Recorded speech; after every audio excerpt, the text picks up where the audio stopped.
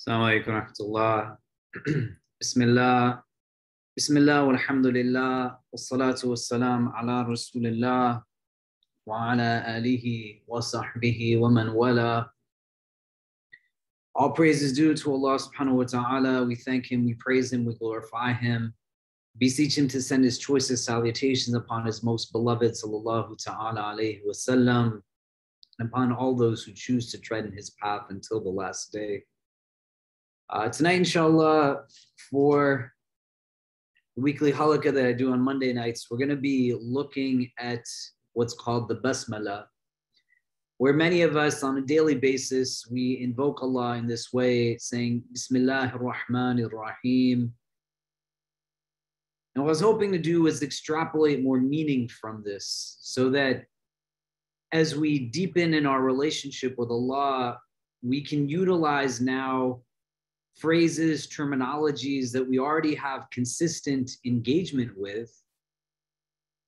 But the deepening of our relationship with Allah through those comes from our deepening with our relationship with those phrases and terminologies. So you think about how many times in your life you've said Bismillah, or you've said Bismillah ar-Rahman ar-Rahim.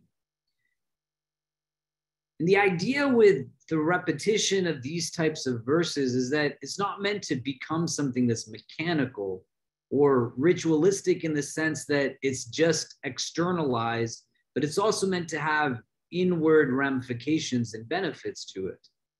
And that's the challenge with statements like this.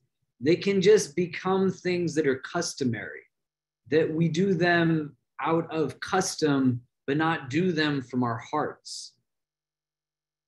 And this phrase is so important. I want to frame our conversation tonight around a particular hadith of the Prophet ﷺ, in which he says, كُلُّ أَمْرٍ لَا يَبْدَأُ بِبِسْمِ فَهُوَ أَبْتَرُ. That every affair that does not begin with Bismillah, then it is cut off. And in some narrations, the word abtar is replaced with the word aqta. And they're both denoting a cutting off, but it's meaning that it's incomplete. And we're going to look at it in a little bit more depth as we go through the course of our discussion, our conversation tonight. There's also a hadith that I would want to share with you, in which we're taught that Shaitan has sent two of his shayateen out to engage and sway Allah's creation. May Allah protect us from the waswasa of Shaitan. And within that, Shaitan sends out these two shayateen, and one comes back quite content, and the other one comes back seemingly quite deprived. And when they engage now in a discussion as to what transpired in the course of their days, the one that comes back more content and literally full, he says that the child of Adam that I went to engage today was one who my entire interaction with was something that I benefited from. That he did not begin eating in the name of Allah. He did not mention Bismillah when he began to eat, so I ate with him. He did not begin his drink with Allah's name, saying Bismillah, so I was able to drink with him. And he continues on in terms of cleanliness and grooming and hygiene, that this individual did not utilize the Bismillah or Bismillah ar-Rahman ar-Rahim, and the shaitan that was with him was quite content in that he could now partake in all of these activities and indulge himself in it. And the other one that came back in a weaker state, a deprived state, said that the child of Adam, the person that I was now seeking to tempt and sway before his meal, he said Bismillah, so I could not indulge in it. When he drank his drink, he said Bismillah, so I could not drink from it. That even in his hygiene, his cleanliness, his grooming, in all facets of his day, there is an utterance of Bismillah. And then he's able to capitalize on that consistently. And through that capitalization, this shaitan is deprived. In order to deepen, you gotta be willing to understand that it's not just given to us to have rote memorization of or utterances that go from the tongue and then that's it. But to recognize that there's a depth of meaning and that there's so much that we can gain metaphysically, spiritually. And so you bring consciousness, presence, but you bring your heart to it. And with every utterance of Bismillahir Rahmanir Rahim, you're able to now move forward with a certain air of real light, luminosity, because you're actualizing the meaning and benefiting from it, as opposed to just it being uttered on the tongue. In order for us to start this conversation, you want to think about how Arabic as a language functions, right? English as a language has a distinct structure to it, just like every language has its own structure. And you don't have to know Arabic in order to comprehend this. Don't let shaitan have victory over you and say that this is something that I, as a non-native Arabic speaker, or I, as someone who has no familiarity with the Arabic language, or I, as somebody who has no connection to Arabic in any way, I'm going to be totally lost. That's just shaitan getting in your head. Protect yourself from his waswasa. A'udhu billahi minash shaitanir rajim. I seek refuge with Allah from shaitan, the accursed. I don't need that nonsense. We're just going to look at 5 words in this phrase. Bismillahir Rahmanir Rahim. We're not even going to go into it in too much depth in the sense that it's complex, but just to gain now a deeper connection, to understand it with something that's beyond what is most apparent. So in English, for example, when you phrase your sentences, you have things like subjects, verbs, direct objects. I sit on the chair. I ate the apple. It all makes sense structurally. The translations lose nuance when we have direct phrases like in the name of Allah. It doesn't necessarily give us the nuance that we're looking for.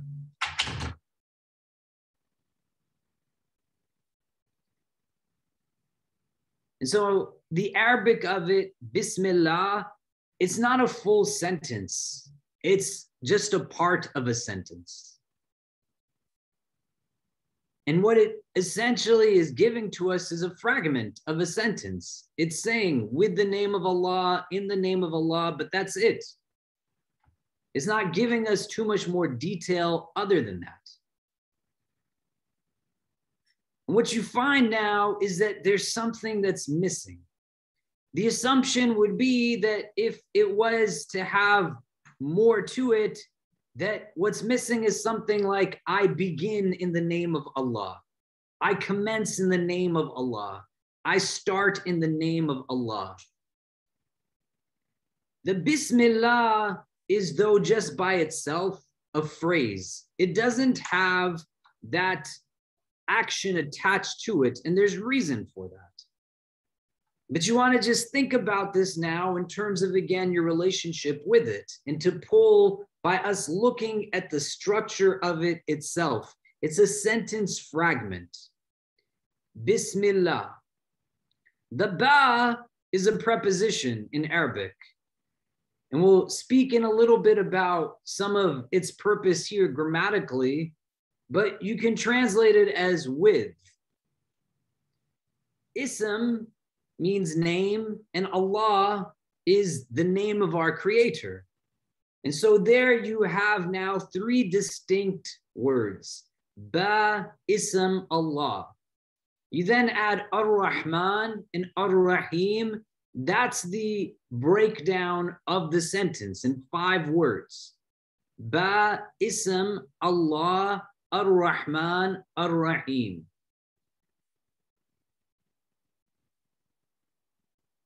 where now the sentence gives us some insight. This ba, it has a bunch of different utilizations. But the sentence is starting in this way because it's giving now more definitive understanding and more of a recognition and deference of the divine. So if you were to start with the verb, the focus now would be on the verb and the action. But because you are starting with Allah, the idea is that Allah is the most important part of this phrase. And where the absence of a verb is applicable is that you can now attach it to any act that you're going to do. Bismillah, I'm going to eat. Bismillah, I'm about to sleep. Bismillah, I write my essay. Bismillah, I leave for work. Bismillah, I dress. Bismillah, I speak to my child. Bismillah, I call my wife. Over and over, the limitations are now not in place because it's applicable to every action. And it leaves now no room to precede an ill action. You can't say that in the name of the divine, I'm going to now strike somebody, God forbid. In the name of Allah, I am going to be racist or oppressive. So the grammar that's there that leaves out the verb allows for there to be an application of any verb within the context of actions that we know to be morally and ethically good. There's no limit to what you can do in the name of Allah. There's no action that is greater or trivial or whatever, mundane. Anything and everything you can begin in the name of Allah. And that's why the action is not specified. It allows for the construct to emphasize the divine, and it gives you room now to interject whatever action you need to interject. You are going to bring conscious mode of exertion. I do this in the name of Allah. We have within our tradition a foundational narration that says, إِنَّمَا الْأَعْمَالُ بِالنِّيَّاتِ, that indeed actions are by their intentions. The amal in Arabic, ayn mim lam, is distinct from the fa'il, which is also an act, because an amal has consciousness, presence. It's something that you do with your mind, your cognitive organs in function. The fa'il is something that you can do without consciousness, without awareness. So the intention you want to bring to it is rooted in this, Bismillah. The ba that we have in Bismillah, it can serve a bunch of different purposes. Fundamentally, you have a lot of different opinions on what it is. One of the things that the ba does is that it brings proximity to Allah. That I am now bringing myself closer to the divine. That in your name, Ya Rabb, with you, Ya Allah, I do this thing. And I allow for myself to have nearness. I allow for myself to come close. And that ba plays that critical role in connecting. The ba, it also gives a meaning of causation. That when I sit down to eat a meal and I say Bismillah, I'm saying that this is because of Allah. I sit down with my 6-year-old son, Kareem, my 9-year-old daughter, Medina. When they were much younger, I would try to give them this kind of insight as my wife is making breakfast for them. And I would say that you got to thank Mama for cooking food for us. And they'd say, thank you, Mama. I'd say, you have to make dua to Allah. Allahumma barik lana fima razaqtana wa kin adhab an-nar Bismillah. This is a dua before we eat. It has the word Bismillah in it. And I said, why do you think we say Bismillah? They said, as a way to say thank you to Allah. I said, yeah, great. And they started giving me other things. And I said, where do you think these eggs came from that we're eating? They said, Mama made them. I said, Mama did not make the eggs. Mama cooked the eggs. But what happened before that? They said, you went to the grocery store and bought the eggs. And I said, and who put the eggs there for me to buy them from? And they said, the man that works in the store put it in the fridge. And I said, where did he get it from? They said, maybe he got it in the mail. And I said, okay, somebody dropped it off to them. And where did they get it from? And back and back and back and back.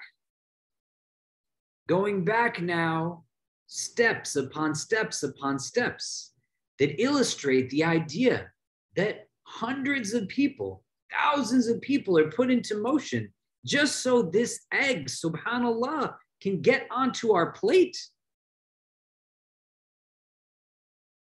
But the ultimate source of it all is Allah. And where I express gratitude to the ones that moved in order for me to have that meal, when I'm saying Bismillah, I'm saying it in a way where the ba is denoting that this is because of God. All of this that I have in front of me that I'm about to eat, it's because of God. This water that I have that I'm going to drink, this is because of God. And I bring consciousness to it. So when I sip it, I begin with this ba and recognize that the ba is telling me that this is because of the divine.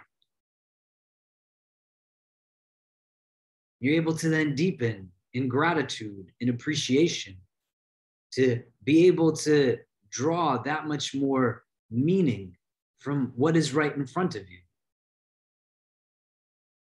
And you can apply it to anything and allow for it to now be something where when you recognize the source of it, the one who has given you provision, the one that has given you all of these things,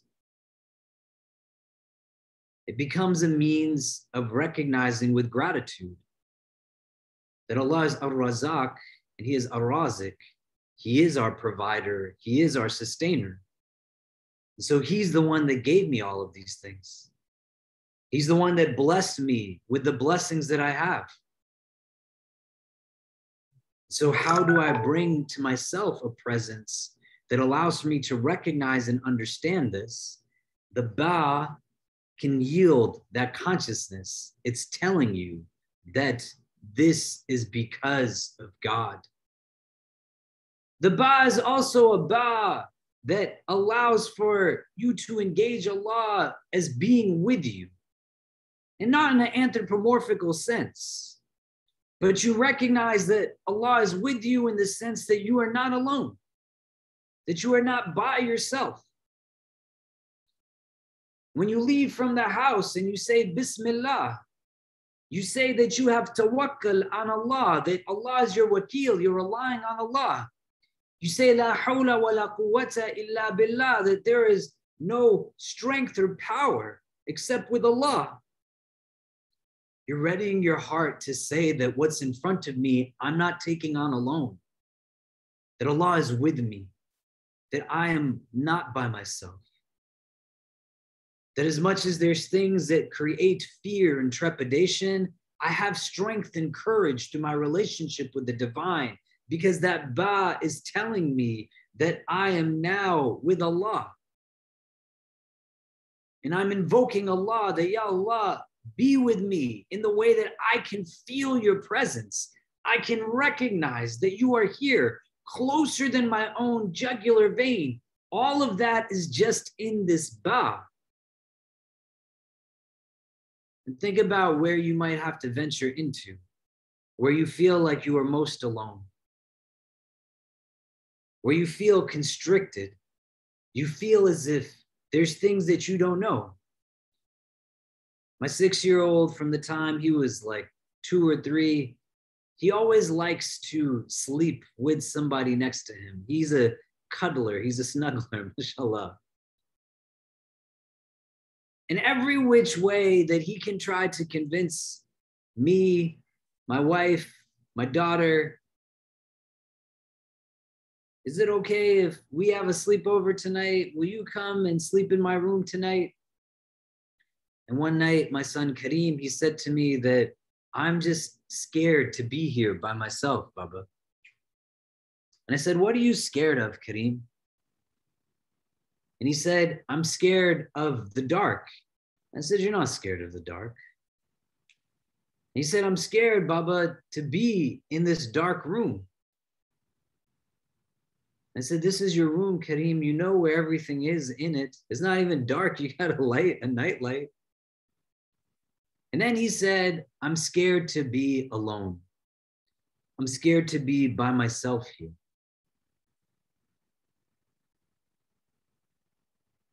And that's what a lot of us go through.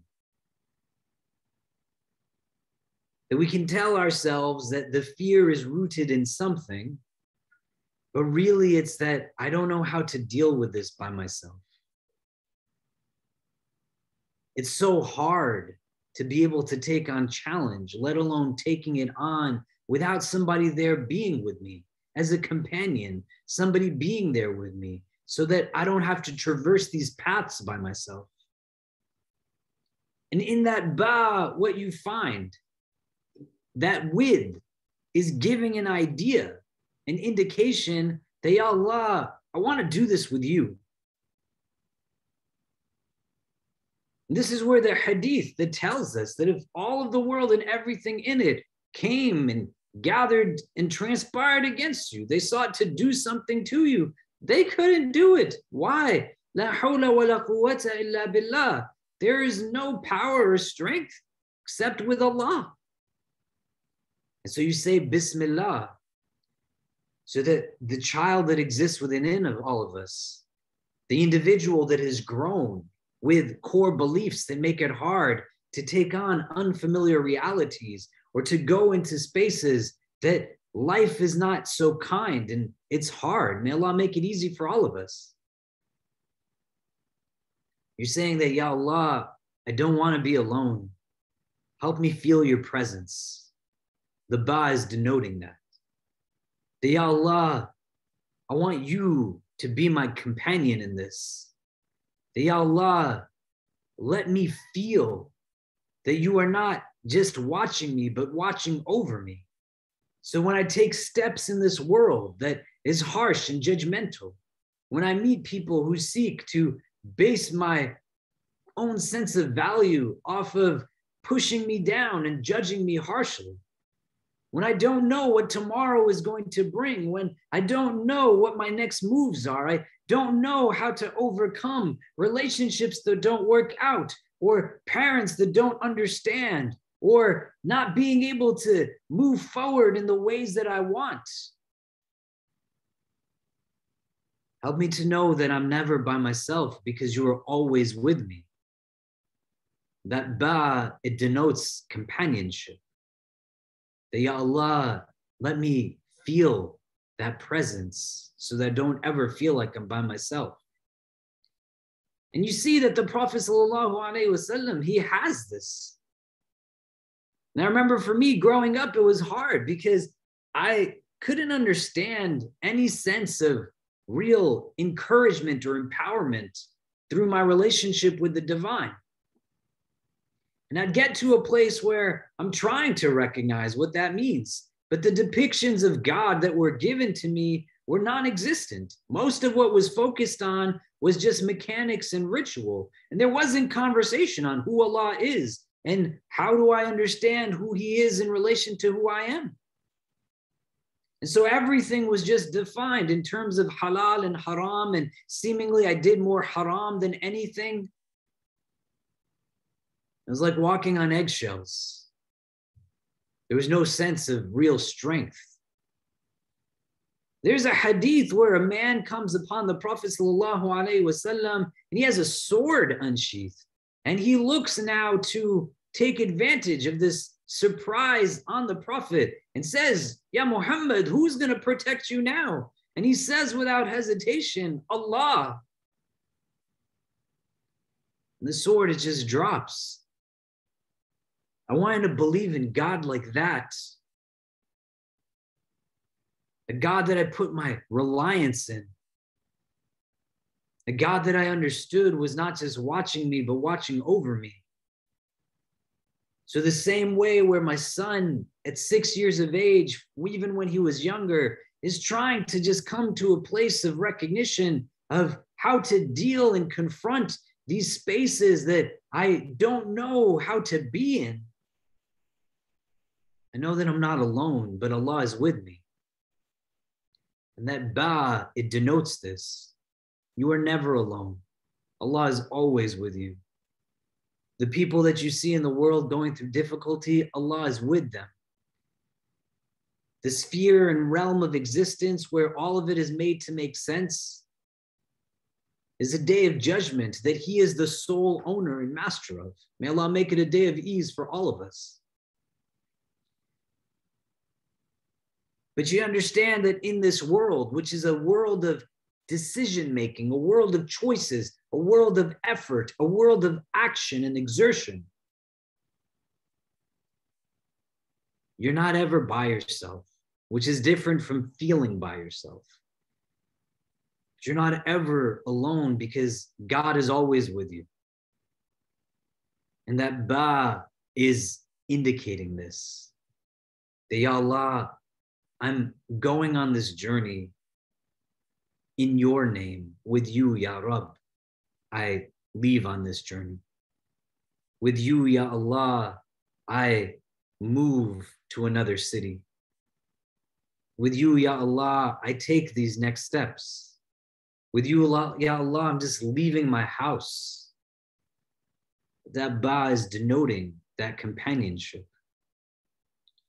We have then an idea of what's called isti'ana, seeking assistance, help.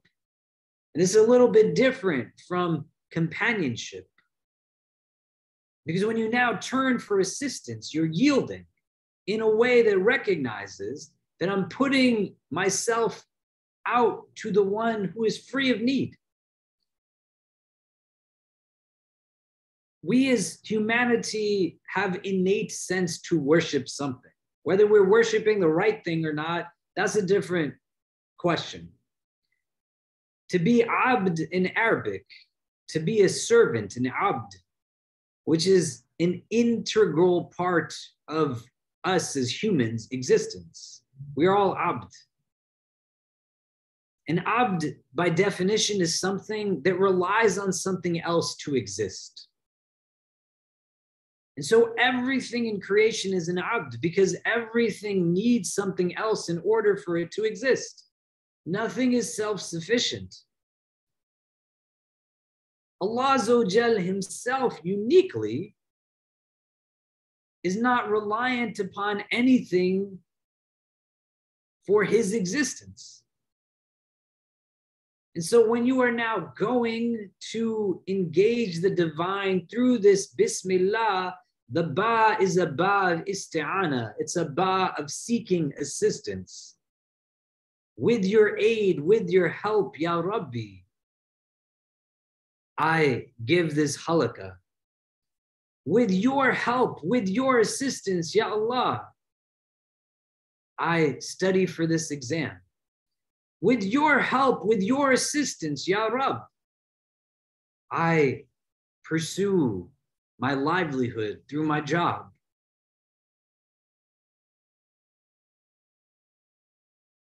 The chapter that is Surah Fatiha,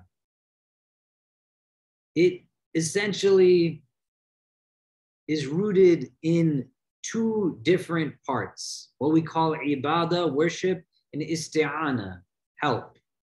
Alhamdulillahi Rabbil Alameen, Ar-Rahman Ar-Rahim, Maliki Yawmiddin, Iyaka Na'bud. So everything above that is ibadah. Iyaka na'bud.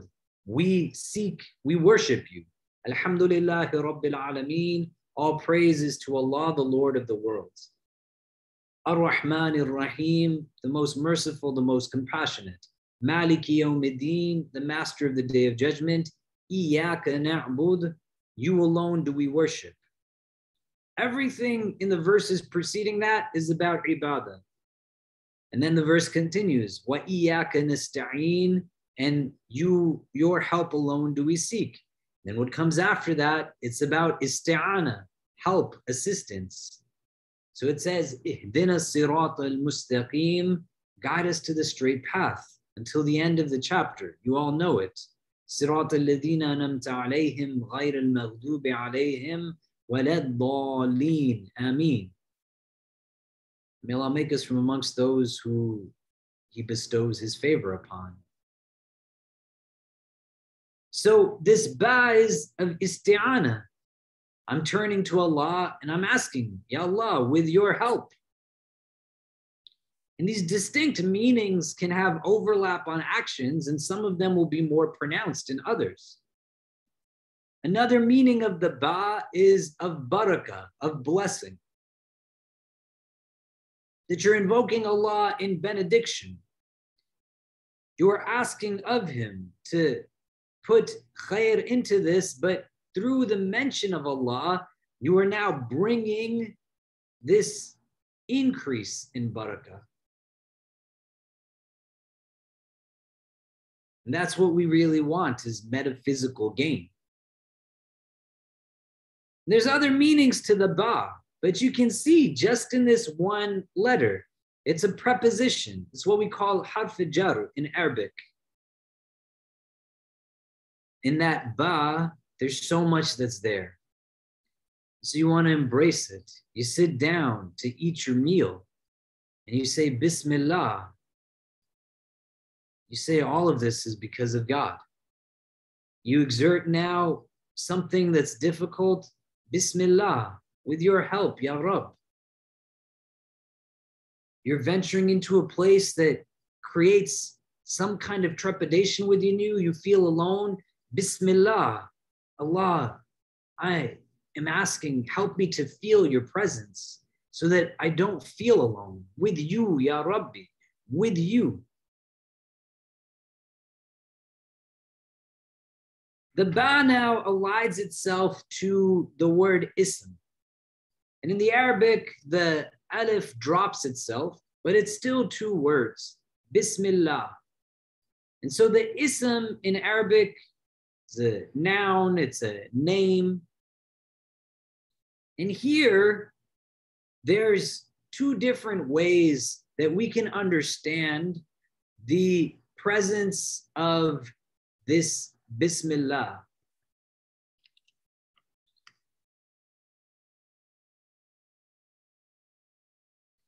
Or the ism in Bismillah.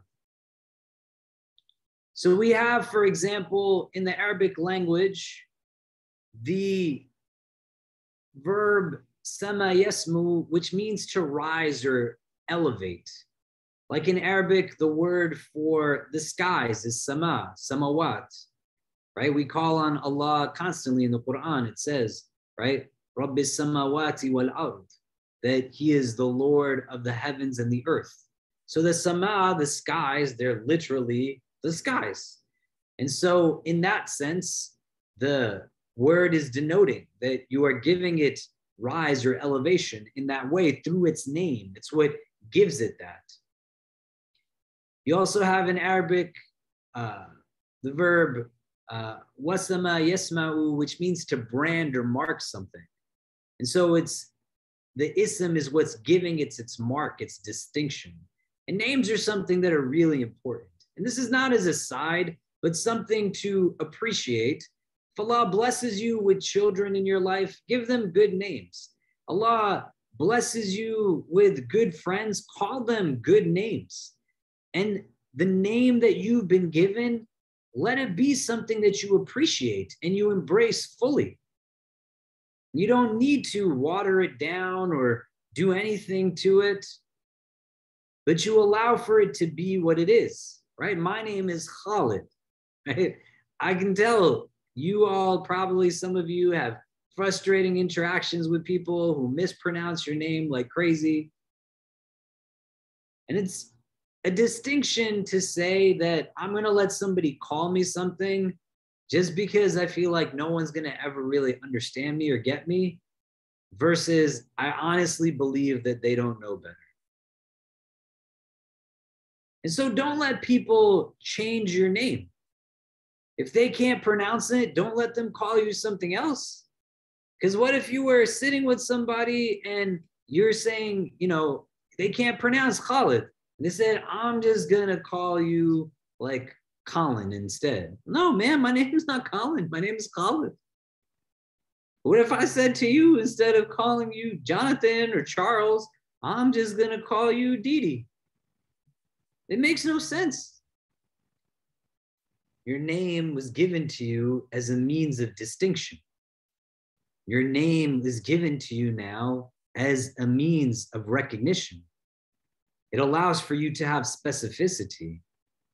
And people can pronounce it. They might have to work at it, but if those letters can come out of you, they can come out of somebody else too. And it's important that you don't mock other people for the names that they have. You don't put them down. You feel empowered and you recognize the beauty of the names that people have. And so here now, the ism in Bismillah, it's giving us an indication of something that's really beautiful. Because we're saying in the name of Allah, instead of just Billah, it says Bismillah. In the Quran, it gives these different kind of distinctions, right? There's verses that say, Sabbih Hisma Rabbika al-Ala, right? That glory to the name of your Lord, the Most High. But there's also verses that just say glory to Allah. You have verses that say Tabarakallah, and you have verses that say that Allah's names are given that barakah.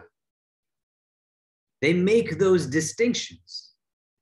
When you say Bismillah, you are now engaging Allah in such a way that we've already talked about what the ba means. The ism now being interjected says that you're assuming and including in all of it, all of Allah's divine names.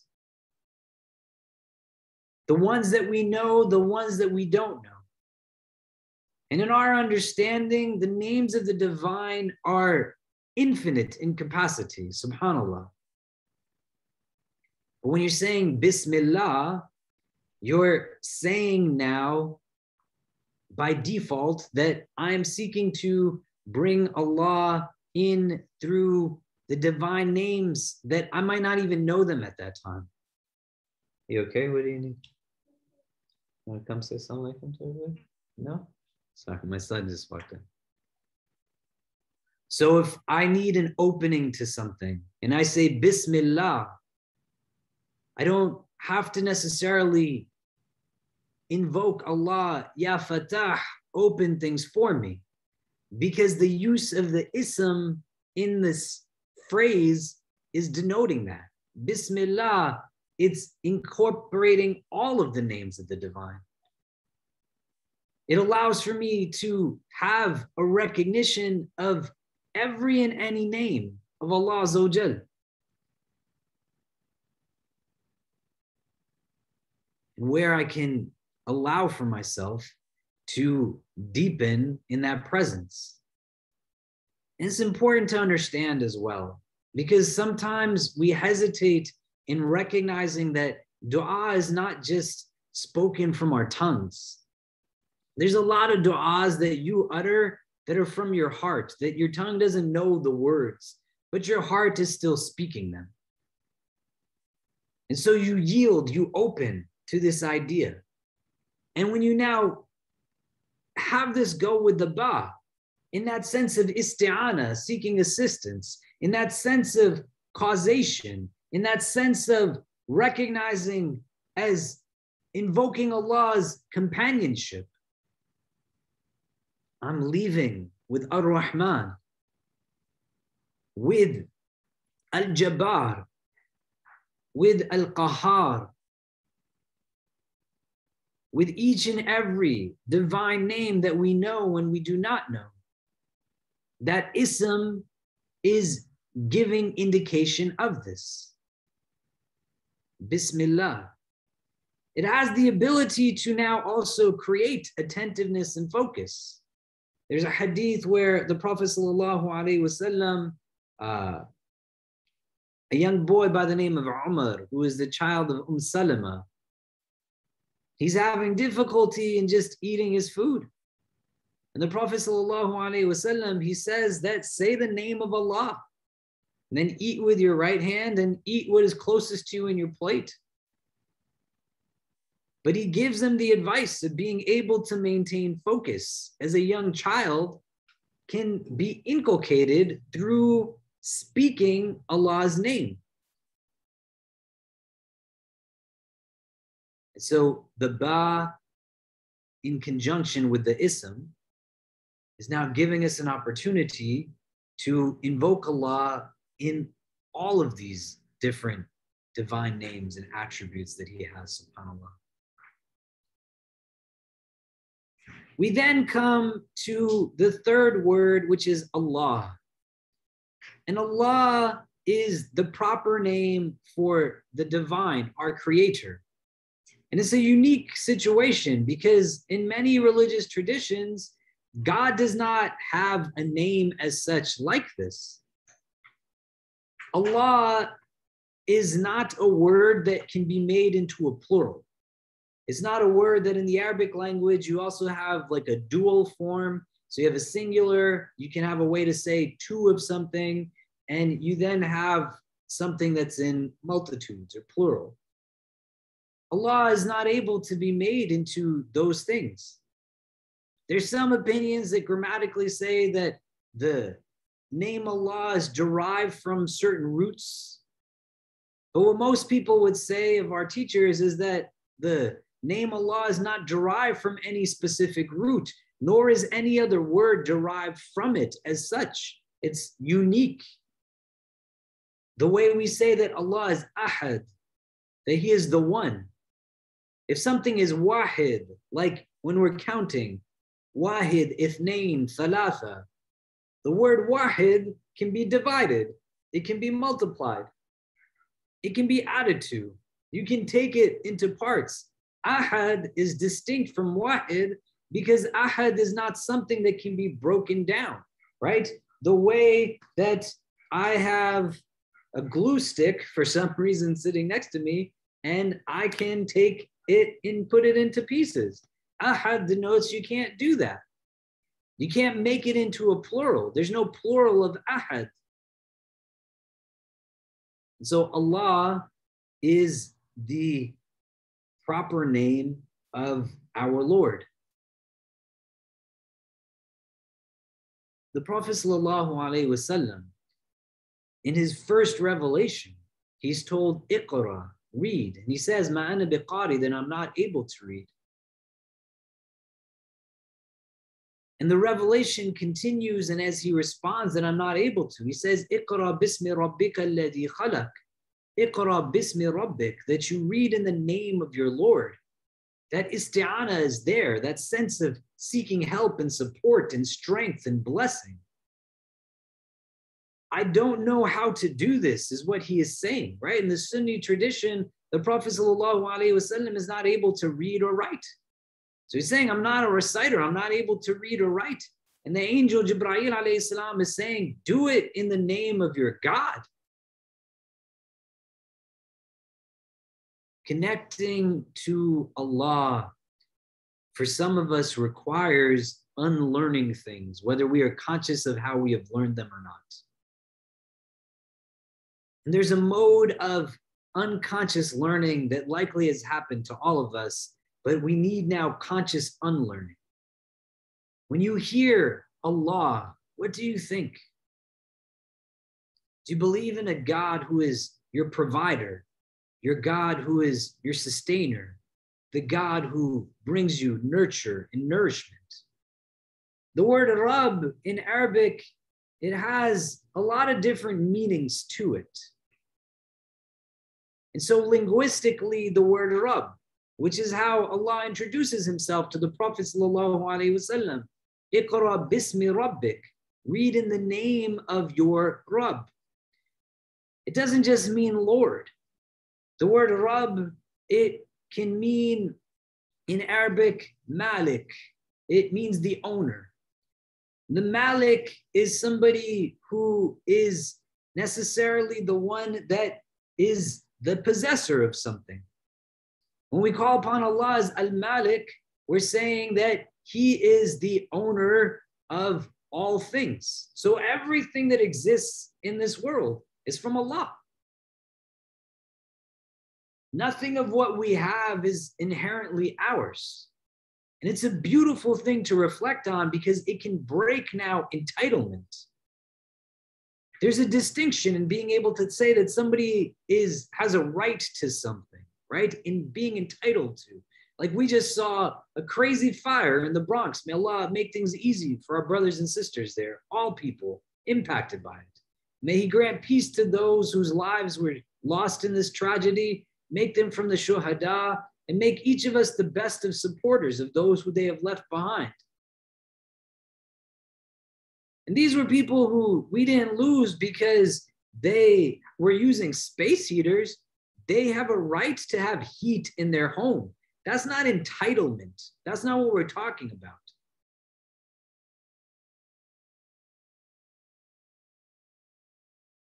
Entitlement is something that breeds now the worst of humanity. When you can recognize that your Rabb, Allah, is Al-Malik, that He is the one that owns everything, and all of these things are things that He has given to you out of His mercy, His love. And you treat them with care, you treat them with dignity, you treat them with izzah, with real respect. But the word Rabb, it denotes that Allah is Al-Malik. It also denotes that Allah is Sayyid, that He is the master. And there's a distinction now between somebody being the owner of something and somebody being the master of something, right? Because I can be the owner of my car, but my daughter can still drive it. She's 9 and I don't have a car, so that's not happening anytime soon, inshallah. But just because I own something doesn't mean that it's only for me to utilize. And you can be in a place where somebody has kind of sovereignty or leadership and authority, but there's a distinction there, right? We have a president of the United States, but he doesn't get to own my fridge. It's my fridge, it's not his fridge. So when your Rabb is Sayyid, he is master, it's a distinction. The word Rabb means that Allah is Mudabbir. He is the one that arranges all matters. It also means that He is Murabbi. He is the nurturer, right? And this is unique from being Rabb. It has kind of a similar sound, Murabbi. Like we say, for example, when we're making dua for our parents, وَقُلْ رَبِّ ارْحَمْهُمَا كَمَا رَبَّيَانِي صَغِيرًا, right? That we ask Allah to have mercy upon them as they nurtured us. كَمَا رَبَّيَانِي صَغِيرًا, when we were younger, when we were smaller. And so Allah is looking after you. He's caring for you. He's nurturing you. That notion of a God that loves you more than a mother loves its child, all of that's in that word Rabb. He is your caretaker. He is Murabbi. Allah is also Qayyim. He is the sustainer. He's the one that keeps everything in its place. He is Mun'im. He's the one that bestows blessings and favors. And this is what Rabb means. If you look up in an Arabic linguistic dictionary, this is the definition that is going to give to you. It's going to say that the word Arabic linguistically means Malik, the owner, Sayyid, a master, is going to say Mudabbir, the one who arranges things and everything, Murabbi, the nurturer, the caretaker. Qayyim, the one who keeps everything in its place. Mun'im, the bestower of favor and blessings. Allah is the one that gives you the good things in your life and what you can recognize as a blessing. And sometimes we don't take it with real seriousness. You want to know how blessed you are that you have heat in your apartment? Just think about our brothers and sisters who don't have it in this night. The ones who don't have people who are honoring the rights that they have over them and depriving them of basic essentials like heating. When you think about all of the ni'mah that you have, the blessings, that Allah is also known as Ar-Rabb because he's the one who mends something, right? And he, Azza wa Jal, is called Ar-Rabb because he is the one that mends the conditions of all of his creation.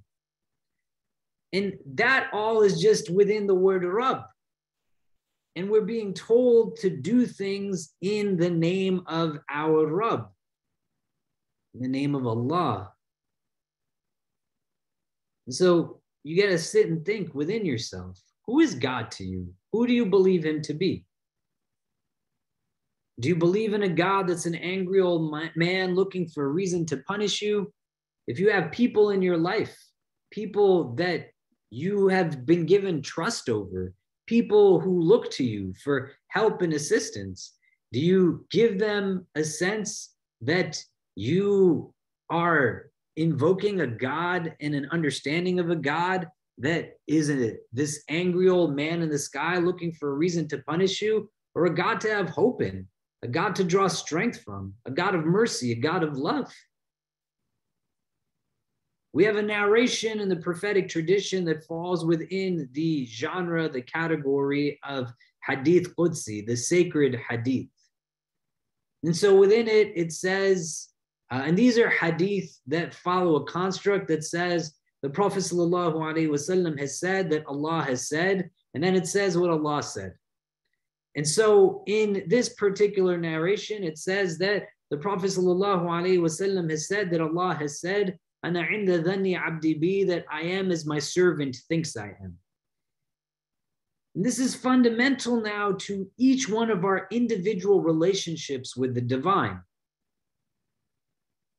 You can pray the way somebody else prays. You can have a beard like somebody else does and cover your head the way somebody else does.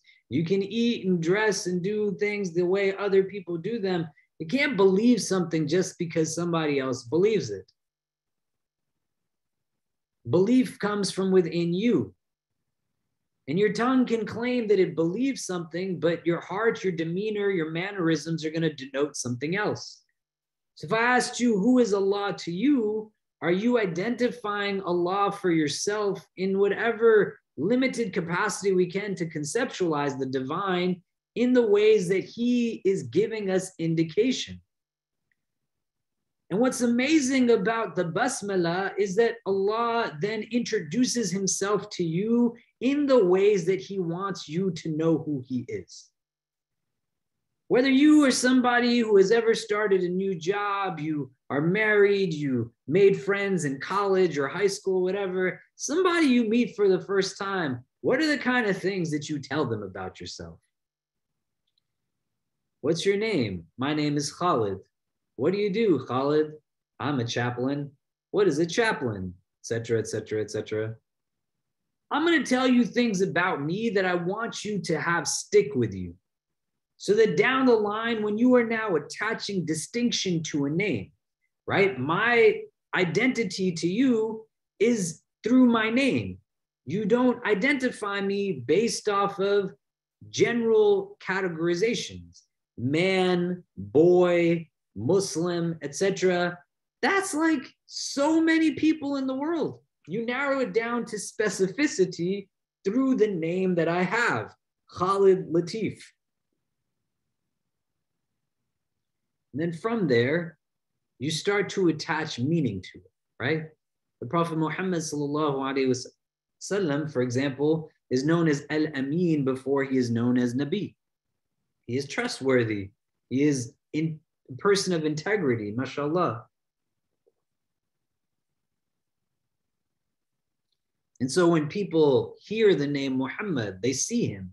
He walks in when they're trying to rebuild the Kaaba, and they're excited because they're fighting over who gets to put the black stone. And they know that the Prophet Muhammad sallallahu alaihi wasallam is going to give them what is the best advice. As-Sadiq al-Amin, Radina, Radina, rejoice, rejoice. The trustworthy one is here.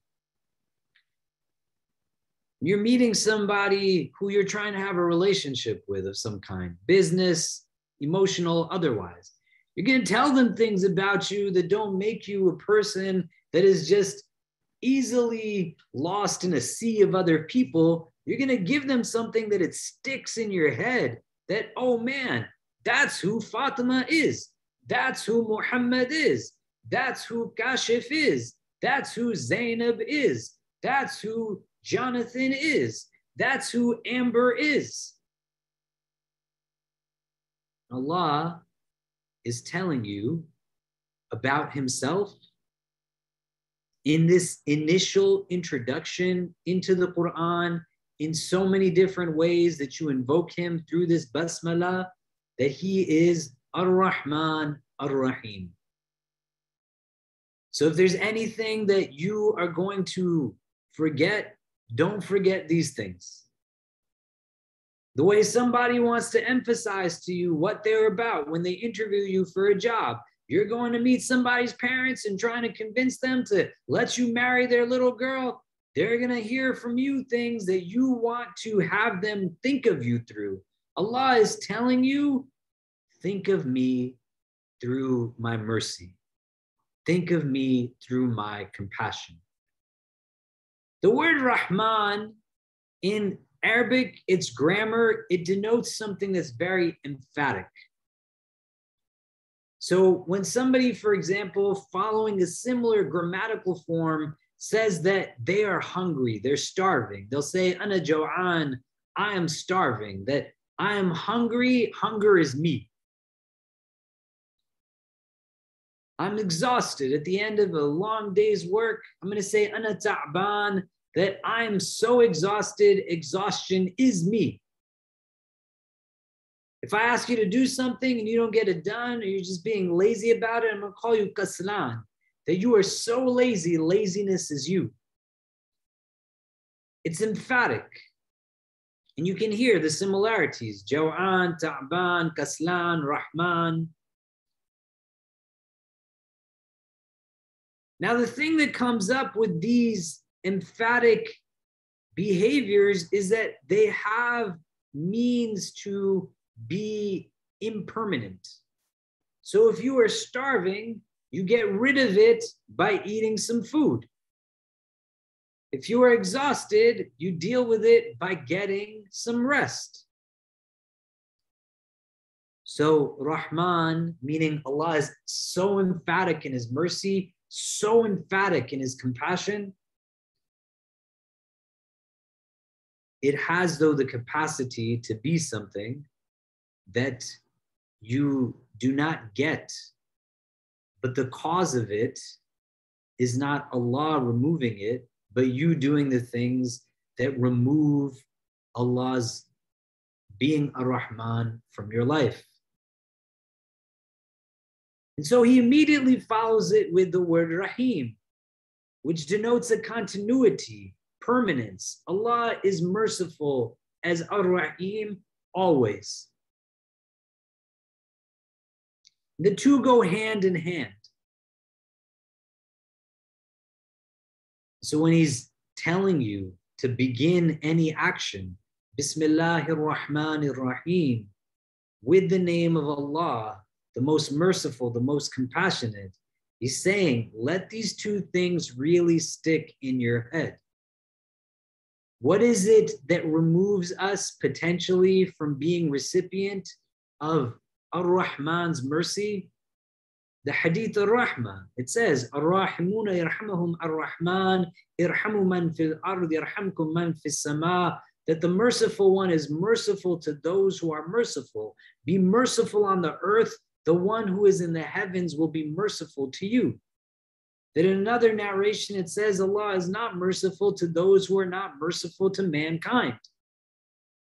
So you want to exert compassion, you want to exert mercy, you want to let kindness and gentleness, real positivity be the basis of how you engage with people in your immediate proximity, as well as people that you meet every single day. Not just people who, when you do right by them, you gain some kind of favor. Not people who are greater in authority than you, but also people who are lesser in authority than you. Also people who you can take for granted and not acknowledge their existence. The people who served you your coffee and write your name on the cup, they have a name too.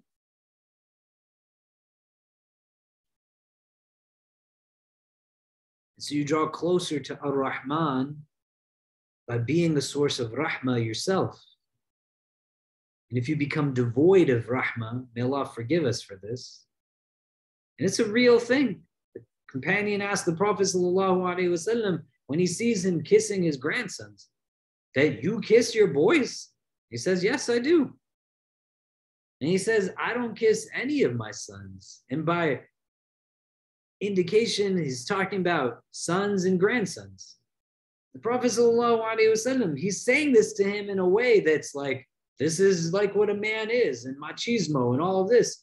And our beloved ﷺ says that what can I do for somebody who is devoid of mercy?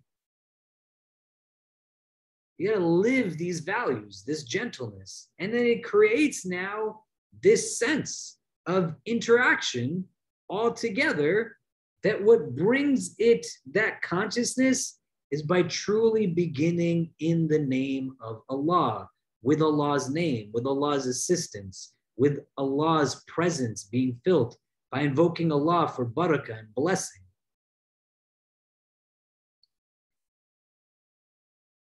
And so you start to add in the verb that is missing, to go back to what we started with. It's a sentence fragment.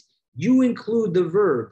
Bismillah, I eat. Bismillah, I sleep. Bismillah, I speak. Bismillah, I do whatever I do. The placement of the divine in the beginning gives indication of the deference and elevation of Allah Azza wa Jal.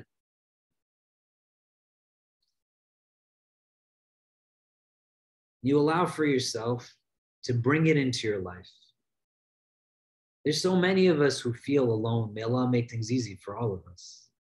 There's so many of us who religion starts to feel pretty hollow. It doesn't feel as if it's doing anything as such. May Allah grant us proximity to our hearts so that our hearts become sovereign over the rest of us. You got to take moments to just breathe and reflect so that you're bringing presence of yourself into this. And you allow for the best of yourself, your heart, your mind, to have conscious engagement. It allows for you to keep yourself in check, this Bismillah. You can't do stupid things in the name of God. Can you commence gossiping about somebody in Allah's name?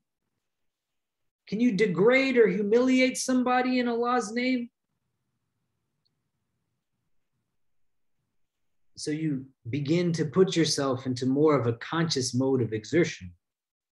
You proceed actions where you can through this prism of Bismillah. It's amazing that in every part of our day, there's language that we've been given that we can bring Allah into it. MashaAllah, Alhamdulillah, Jazakallah, Subhanallah, Inna lillahi wa inna ilayhi raji'un, La hawla wa la quwwata illa billah, Alhamdulillah, Alhamdulillah, Alhamdulillah, Allahu Akbar. So much that's there. It's easy for it to just then become something that's customary. I don't really have my heart presence in it. And so you start to bring the divine in closer and allow for yourself to feel his presence, Azza wa Jal. The hadith again that we started with, it says, Kullu amrin la yabda'u bi bismillah fahuwa abtar. That every act that does not begin in the name of Allah, then it's cut off. it's not complete. And you think about this. Bismillah or Bismillahir Rahmanir Rahim, it needs the action in order for the sentence to be complete. But this is the beauty of the Arabic language. The action by itself without Bismillah also then is not complete. And it needs the Bismillah in order for the action to be full, to be complete, to not be cut off. This is what the hadith is giving us an indication of. And the language that is given to us is so remarkable that كُلُّ أَمْرٍ لَا يَبْدَأُ بِبِسْمِ اللَّهِ فَهُوَ أَبْتَرُ, that every act that does not begin in the name of Allah, then it's cut off. There's a reciprocal relationship that's there. You start bringing the divine into your presence and you chip away at some of the other indicators of a God that has you living in trepidation. I want to take maybe 5 or 10 minutes just for comments, questions. I see somebody has written here, how do we teach this concept of Bismillah to our children from a young age or to our older kids, especially if we are learning this concept ourselves? I think this is beautiful in the way that this is framed. One, you could be 50, 60, 70 years old, you still have room to learn. If you have young people in your life, you have to recognize first what it is that you were brought up with as a young person. And so we have core beliefs that exist within us that are not just abstract theologies. I believe in Allah and angels and messengers, etc. Those are things that anybody can claim. Your core beliefs, they are what's in you innately. They come up through your socialization.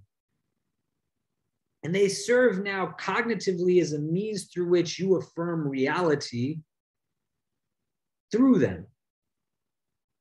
And so an example of a core belief is, I am worthy of success, or I am not worthy of success. I'm worthy of love. I'm not worthy of love.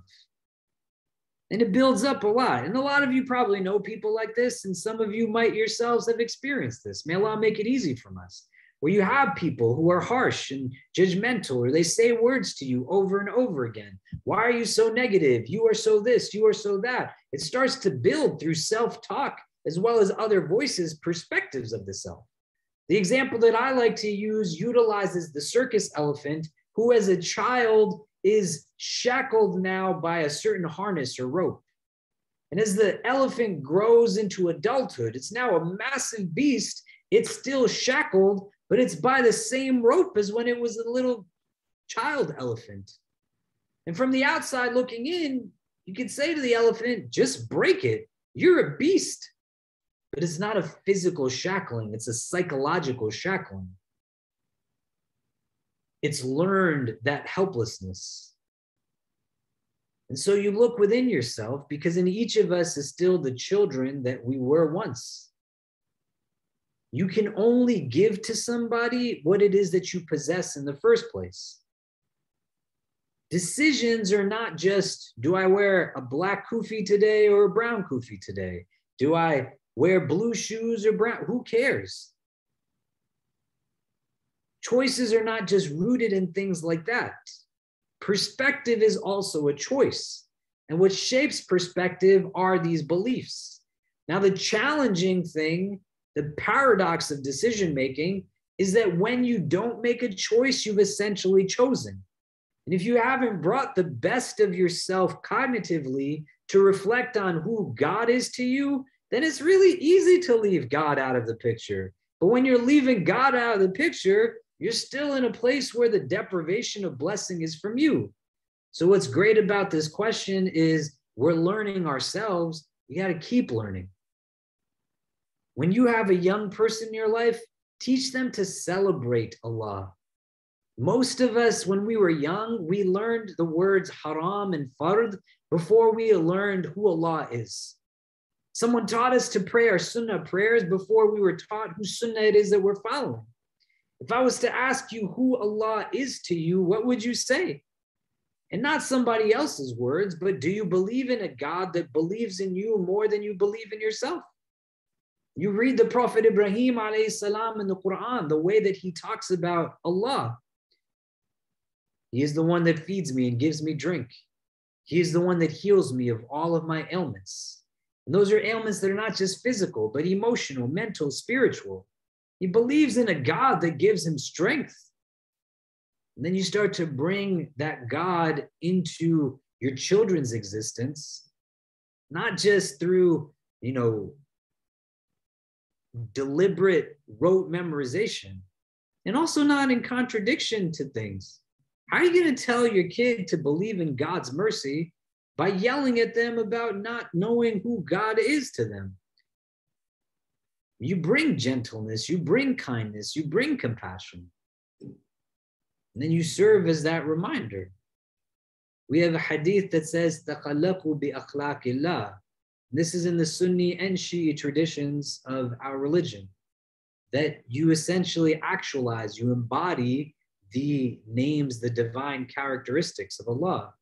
So for example, in a world that is so ambiguous about what is good and what is bad, that there are certain things that without ambiguity, they're good. The Prophet Muhammad sallallahu alaihi wasallam is good. The Quran is good. Allah is good. And so where you have indication that Allah is good and Allah is merciful, then by principles of logic, being merciful is good because Allah is merciful and Allah is good. So be merciful. It's good. And that will start to nurture your children's heart through the socialization. You give them positive core beliefs. Give them an understanding of a God that they want to worship based off of who he says he is, and to never weaponize in any way. And that's not going to come from just throwing mechanics at kids, but creating an opportunity for discussion and conversation. And it's hard. It's not easy. I remember where I had a couple that was talking to me once. It was a young man who was a convert and a young woman who was born into Islam. May Allah preserve them. They have an amazing relationship now. They're doing great. But prior to their marriage, a point that became a little bit hard to navigate was the young man who was a convert asked the girl who was born into Islam, who does she think Allah is? Or to just talk about who God is. And she didn't know what to say. And they're sitting in my office and he's saying that, how could you not know who God is to you? She said, nobody ever asked me this question. Then she also said that I don't know how to answer it, because she was paralyzed into a sense of self that you can only talk about religion when you're saying the right thing. And you have to always avoid saying the wrong thing. That's where a lot of us are at. And then you're going to pass that on to somebody potentially, as opposed to doing what the person asking the question is saying, is that you sit down and you allow for yourself to just revisit at different phases in your life. Who is Allah? The one that I'm doing the dhikr of. When I say Bismillah, what am I understanding the divine to be? Someone said, I try to be mindful to say Bismillah before doing things, but tend to forget Allah. Do the actions still get cut off if I make the intention on Bismillah for everything I do that day when I wake up? You want to try your best to bring the actual phrase of Bismillah, right? And to think about it. There's a blessing in saying something, speaking from your mouth, as opposed to just thinking it in your head. So that your entire being, the breath is coming out of you and you're articulating this now. It doesn't have to be loud. You don't have to scream in the middle of the street, right? My son, when he was 3 or 4, he had memorized Surah Ikhlas, and he just sang it everywhere, on the subway, on the street, and people are looking at us. He's in a stroller at that time, and he's just belting it out loud. I'm like, okay, that works for you. But the idea is to get in the habit of saying it at different junctures as best as you can, so that you are now remembering the divine. And the idea isn't to be in a space where you are moving too rotely just adding something customarily, but it's an aspect of love, right? I'll give you an example. When I go travel anywhere, I'm constantly thinking of my wife, my kids. May Allah increase us in all that is good and deepen our relationships on things that are pleasing to Him. So where and how I walk through like stores and bazaars, if I'm at a conference and people are selling things, like, oh, maybe my son would like this. Oh, maybe my daughter would like this. Oh, maybe my wife would like this. Somebody says, do you want to eat these things? I'll say, I don't know what my wife will think if I eat this. Somebody wants to go hang out in another city that I haven't seen in a while. Is the amount of sleep I'm going to get make it harder for my wife when I get home and I'm going to be passed out because I didn't sleep when I was on this trip. But I'm constantly thinking about the ones that I love. That's how the Prophet ﷺ thought about Allah. He was bringing him into every frame of consciousness. It's aspirational. It's a goal. You don't want to become paranoid and think about it in a way that says, I am somehow now terrible. Because that's Shaitan just interjecting himself and turning something that's meant to be uplifting into something that becomes limiting in a way that you don't want it to be limited. So try your best. Bring Bismillah into the actions that you have. You'll start to also see that there's certain things that you do that you can't bring God's name into it.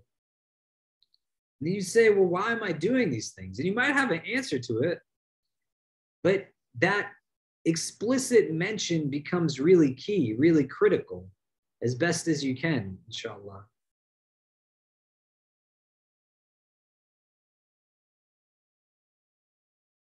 Okay, I don't think there's any more questions on here. Somebody asked if I can come to speak at their wedding. I'd be happy to come and speak at your wedding, inshallah. I do weddings through something called the Muslim Wedding Service, and you can find them muslimweddingservice.com. And if I can't come to your wedding, they have a full roster of officiants that are available to come to be a part of your wedding, inshallah. So just a couple of things before we wrap up. We're going to have Sheikh Sahib Webb is going to be doing a dars tomorrow on removing doubts about the Quran. And on Wednesday, he's going to be doing a specific topic on how to deliver a khutbah, going over the fiqh of it and other aspects of it. So please do. Is this live stream part of a series? I'm going to try to start live streaming things more. I know I'm sorry that I haven't been doing that as much as I could, so please forgive me for that. But I will be doing, at least on a weekly basis, some kind of live stream through Instagram and our Zoom and Facebook, etc. So I'm sorry that that hasn't been happening so much. There's been a lot of different things going on, so please forgive me for that. And Taya, you're asking, can we do a breakdown of this like for our salah? Yeah, definitely. We can try to go through, what every word means. And just think, right? We say Bismillah so much. And for the last hour and 20 minutes, and thank you for bearing and indulging me in this, Barakallahu feekum, may Allah bless you all in it. But that's just getting into a little bit of it, right? And you can access it. And everything we said was just in English, but it's to get the mind going and the heart awake so that we can engage. And so Sheikh Sahib is going to be doing on Wednesday the khutbah training workshop. Especially if you're an NYU student, we're going to need more students doing the Jummah khutbahs this semester. So please do come on Wednesday night for that and let your friends know as well. On Thursday, Sheikh Fayaz Jafar is going to be doing a halaqah, and all of that can be found on our website at icnyu.org/classes. So feel free to check that out, inshallah. And I think those are all the announcements for today. I'm going to be giving a Jummah khutbah in person at Park 51 again this Friday, and that'll be downtown Manhattan at the Millennium Hilton, open to anybody. So please do join us. Somebody asked if there's an email that you can send me emails on.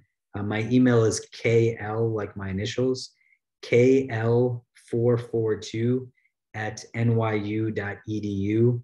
That's KL442 at nyu.edu. So it's like New York University.education. So again, KL442 at nyu.edu. Okay, Barakallahu fikum.